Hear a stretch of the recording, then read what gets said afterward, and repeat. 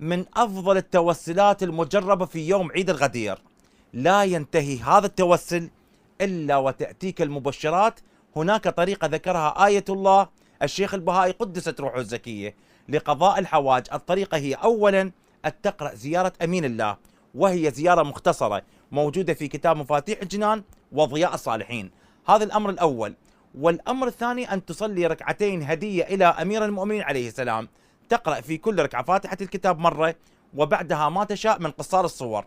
نية هذه الصلاة تقول صلي هاتين الركعتين قربة إلى الله. وقت هذه الصلاة في يوم عيد الغدير يكون يوم الأحد إن شاء الله. بعد ما تتم وتكمل هذه الصلاة تقول اللهم صل على محمد وآل محمد واهدي ثواب هاتين الركعتين إلى أمير المؤمنين عليه السلام.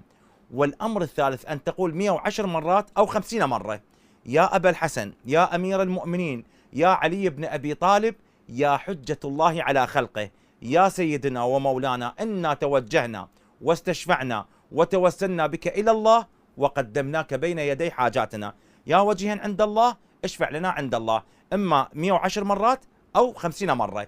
فهذه الأعمال الثلاثة مجربة عند أكابر علماء المذهب. فإذا عندك حاجة توسل بهذا التوسل في يوم عيد الغدير، وإن شاء الله جميع حوائجكم مقضية ببركة الإمام أمير المؤمنين صلوات الله عليه. فشارك هذا المنشور مع أصحاب الحوائج الصعبة من إخوانك وأصدقائك. جزاكم الله خير جزاء المحسنين. فأقول قولي هذا وأستغفر الله لي ولكم.